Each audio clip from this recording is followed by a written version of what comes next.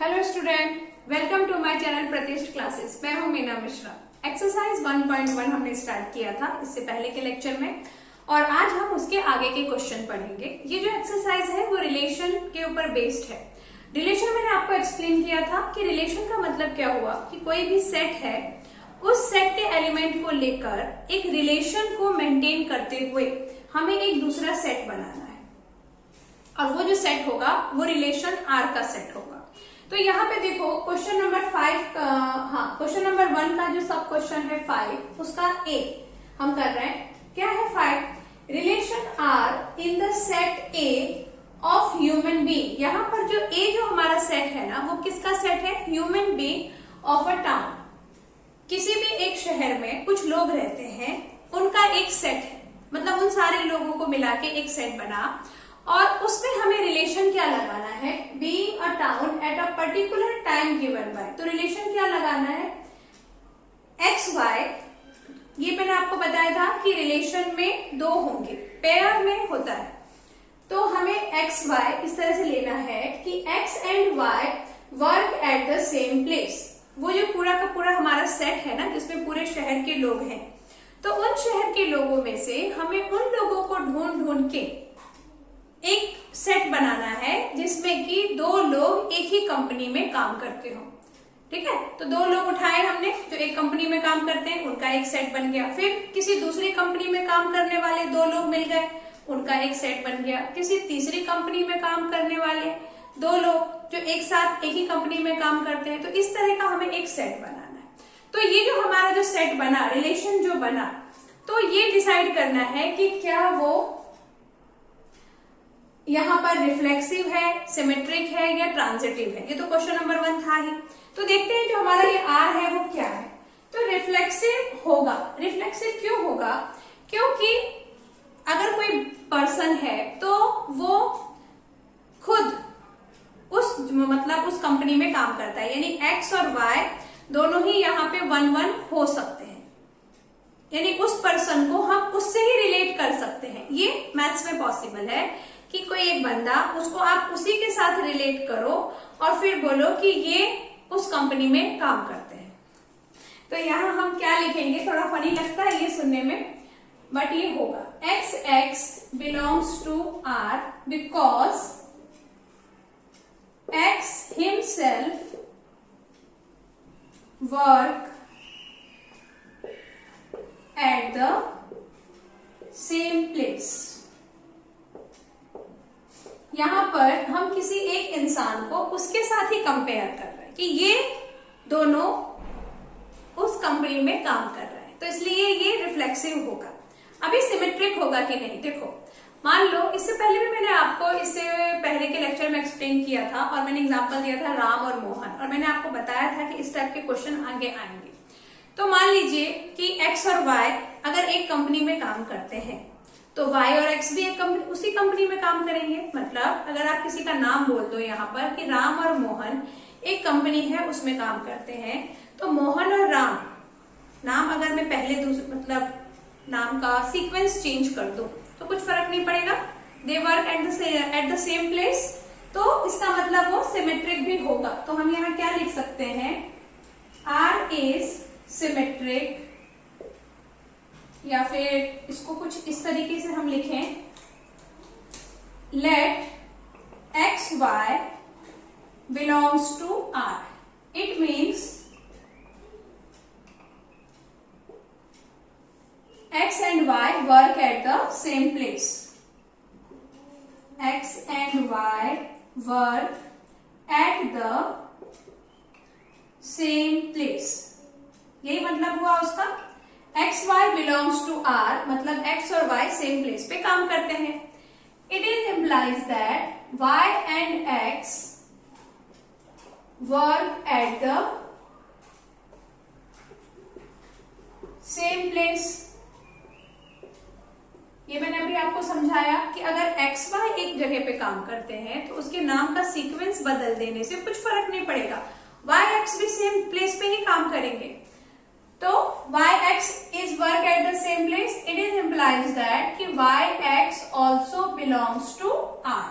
तो ये हमने देखा है कि सिमेट्रिक का मतलब क्या है कि अगर एक्स वाई आर में बिलोंग कर रहा है तो वाई एक्स भी बिलोंग कर रहा है। इसको अगर आप नंबर में देखें तो 1 2 बिलोंग्स टू आर और 2 1 बिलोंग्स टू आर, ये दोनों ही अगर रिलेशन में है, मतलब वो जो रिलेशन वाला सेट है उसमें अगर इन दोनों टाइप के नंबर हैं तो उस रिलेशन को हम सिमेट्रिक रिलेशन बोलेंगे कि वो सिमेट्रिक को फुलफिल कर रहा है, सिमेट्रिक प्रॉपर्टी को सेटिस्फाई कर रहा है। तो यहाँ पर ये जो रिलेशन है ये हमारा सिमेट्रिक है। अभी ट्रांजिटिव का देखेंगे तो ट्रांजिटिव है कि नहीं, तो let X Y Y Z belongs to R. अब इसका क्या मतलब हुआ, X Y Y Z belongs to R मतलब कि एक्स और वाई एक ही कंपनी में काम कर रहे हैं, वाई और जेड एक ही कंपनी में काम कर रहे हैं, तो मतलब क्या हुआ कि एक्स और जेड भी एक ही कंपनी में काम करेंगे। क्योंकि जब एक्स और वाई, अगेन मैं नाम के साथ समझाती हूं, राम और मोहन और कृष्णा, तो राम मोहन एक कंपनी में है, कंपनी ए में काम करते हैं, मोहन और कृष्णा कंपनी ए में काम करते हैं, तो इसका मतलब ये हुआ कि राम और कृष्णा भी कंपनी ए में ही काम करेंगे। तो हम क्या लिखें यहां पर, let X Y Y Z belongs to R, it means X and Y work at the same place and y and z work at the same place.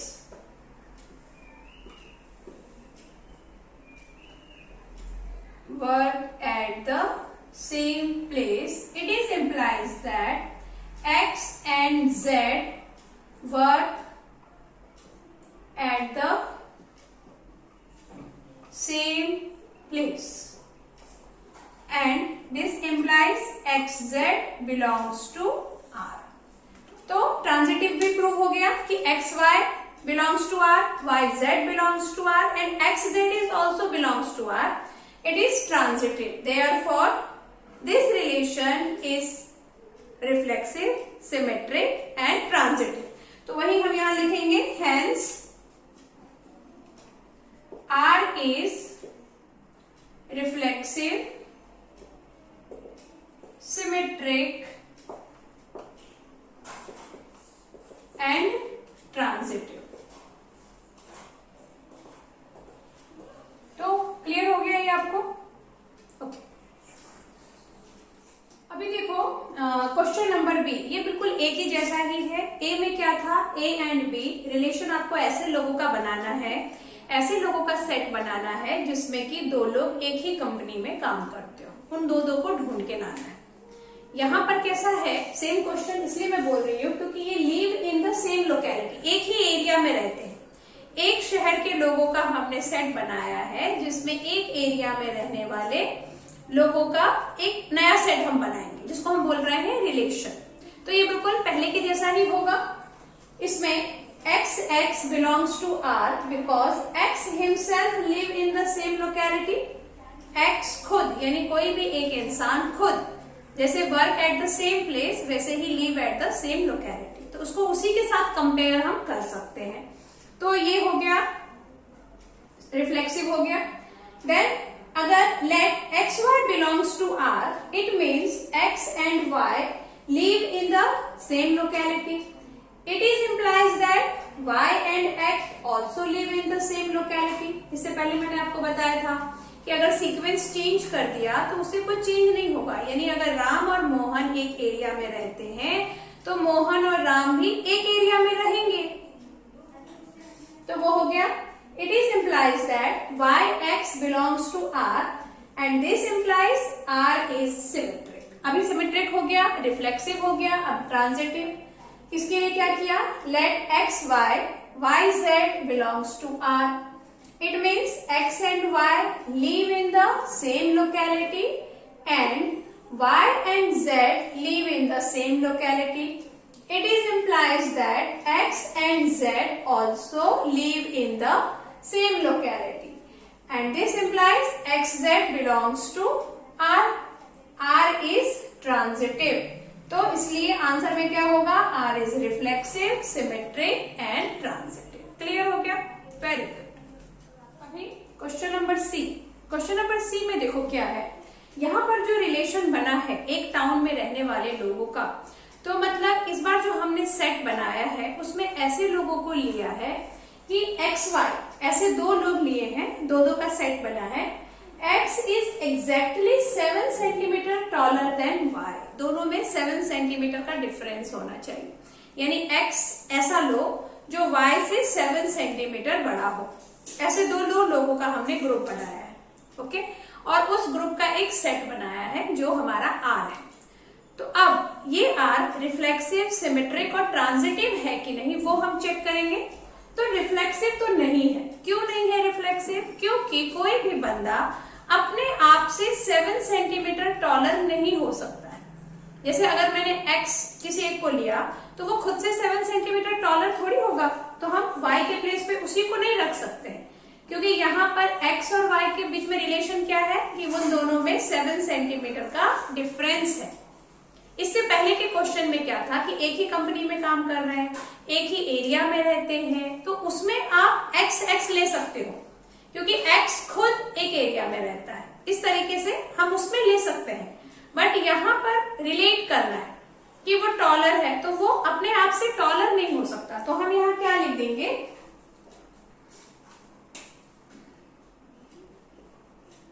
XX does not belong, XX does not belongs to R because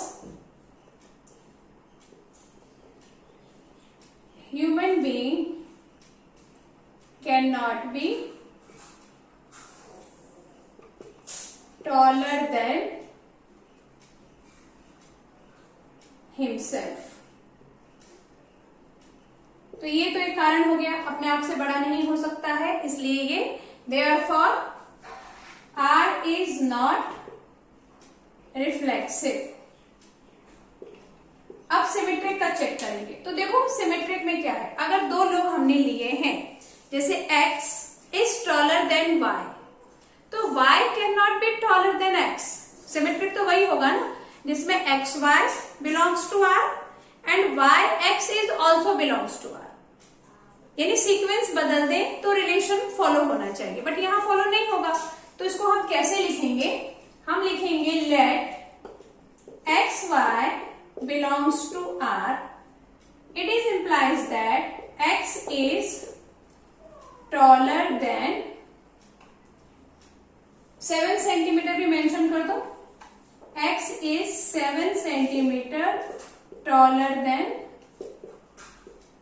Y। It is implies that अभी X अगर 7 centimetre taller है, what it means Y is not 7 centimetre taller than X। अगर X taller है तो Y नहीं taller हो सकता। It is implies that YX does not belongs to R। YX तो बिलोंग नहीं करेगा and this implies R is not symmetric. Symmetric कब होता, जब YX भी उसमें बिलोंग करता। This is not symmetric. अब ट्रांजिटिव का देखते हैं। तो ट्रांजिटिव के लिए XY बिलोंग्स टू R, यानी X Y से बड़ा है, YZ बिलोंग्स टू R, मतलब YZ से बड़ा है। तो क्या XZ से एग्जैक्ट 7 सेंटीमीटर बड़ा होगा? 7 सेंटीमीटर था ना, हाँ, तो नहीं होगा बड़ा। देखते हैं कैसे। तो हम क्या लिखेंगे, late XY YZ belongs to R। It is implies that X is 7 centimeter taller than Y and Y is 7 centimeter taller than X। X Y से 7 सेंटीमीटर टॉलर है और Y Z से 7 सेंटीमीटर टॉलर है, तो X और Z के बीच में कितने का डिफरेंस हो गया? 14 सेंटीमीटर का, क्योंकि X तो ऑलरेडी Y से बड़ा था और Y जो है वो Z से 7 सेंटीमीटर बड़ा है। तो x z से 14 सेंटीमीटर बड़ा हो गया। सिर्फ टॉलर की बात नहीं है ना, एग्जैक्ट 7 सेंटीमीटर होना चाहिए। तो यहां पर क्या होगा, अगर सिर्फ टॉलर की बात होती तो ट्रांजिटिव हो जाता ये, क्योंकि x y से टॉलर है, y is taller than z, it is implies that x is taller than z। But यहाँ पर वो जो सेंटीमीटर दे दिया ना हमको मेजरमेंट, इसलिए ये ट्रांजिटिव नहीं होगा। तो हम क्या लिखेंगे यहाँ पर, it is implies that x is 14 centimetre taller than z, and this implies xz is not belongs to R, and therefore R is not transitive। तो आंसर में क्या लिखेंगे, hence R is not symmetric, neither से लिख दो, neither reflexive nor symmetric nor transitive। Clear.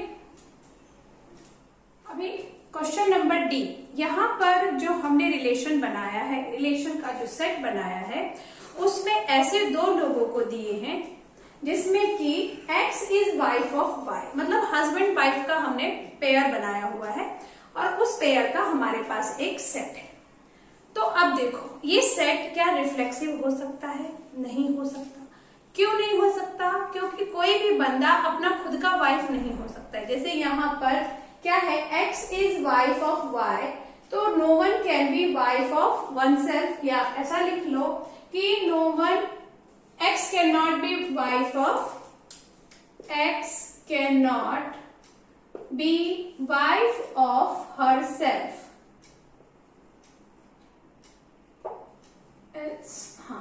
x cannot be wife of herself, क्योंकि x तो y की वाइफ है, तो x अपनी खुद की वाइफ नहीं हो सकती है, इसलिए ये रिफ्लेक्सिव नहीं है। तो हम यहां लिखेंगे therefore R is not reflexive.